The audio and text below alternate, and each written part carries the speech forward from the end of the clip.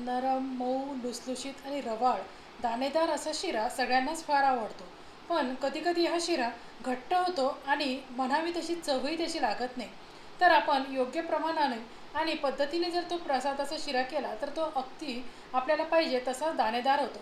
त्यासाठी मी अर्धी वाटी एवढं तूप घेतलेलं आहे. त्यातलं 2 चमचे तूप मी वाटीत शिल्लक ठेवलं आणि बाकीचं तूप कढईत टाकून घेतलेलं आहे.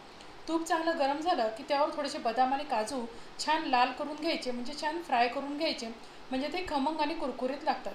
छान फ्राय झाले की ते आपण काढून घेऊ. पण गॅसची फ्लेम मिडियम ठेवा किंवा लो करा आणि मगच ते खमंग भाजून घ्या.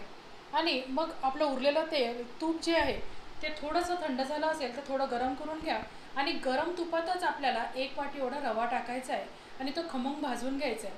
लक्षात घ्या की तुम्ही जर थंड तूप घेतलं तर तो रवा जो शिरा असतो तो घट्ट होतो, तो दाणेदार आणि मोकळा मोकळा होत नाही.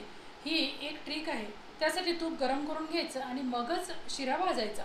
तर अर्धी वाटी तूप घेतलं होतं, त्यातलं थोडं शिल्लक ठेवलं आणि 1 वाटी रवा घेतलेला आहे, तो खमंग असा भाजून घेते.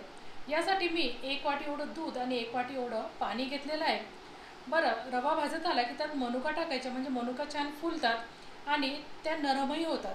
त्यानंतर 1 वाटी दूध आणि 1 वाटी पाणी, म्हणजे 1 वाटी रव्यासाठी आपण 1 वाटी दूध 1 वाटी पाणी गरम करून घेतलं होतं आणि ते आता शिऱ्यावर टाकून घेऊ. म्हणजे आपला रवा छान दुधात आणि पाण्यात छान फुलेल. आणि त्याला 1 वाटी एवढी आपण साखर घेत आहे. 1 वाटी रव्याला 1 वाटी साखर अगदी परफेक्ट प्रमाण आहे. त्या प्रमाणाने तुम्ही नक्की करून बघा. आणि आपण ही साखर पूर्ण विरघळेपर्यंत फिरवून घेऊ आणि आपल्या शिऱ्याला छान दणदणीत अशी वाफ काढून घेऊ. बरं, साखर पूर्ण विरघळणं झाले की मी एकीकडे वेलचीची पूड तयार केली होती.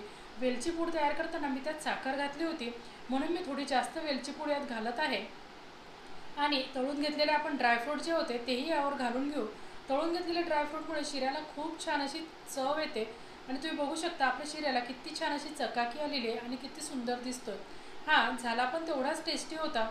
आता आपण काय करायचं, शिरा छान आपला तयार झाला की त्यानंतर त्यावर वरतून 2 चमचे एवढं जे तूप आपण वाटीत ठेवलं होतं ते तूप आपण शिऱ्यावर सोडून घ्यायचं.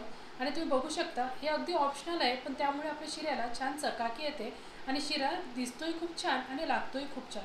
तर या पद्धतीने तुम्ही शिरा नक्कीच करून बघा, तुम्हालाही फार आवडेल. आणि आतापर्यंत आपल्या रेसिपी चॅनलला लाईक, शेअर आणि सबस्क्राईब केलं नसेल तर नक्की करा आणि कमेंट करून कळवा की या शिऱ्याची रेसिपी तुम्हाला कशी वाटली. आणि या पद्धतीने जर तुम्ही शिरा केला तर सगळ्यांनाच फार आवडेल. गणपती बाप्पाला आपण प्रसाद म्हणून हा शिरा केलेला आहे. तर तुम्ही असा शिरा नक्की ट्राय करून बघा आणि सबस्क्राईब करून ठेवा. थँक्यू.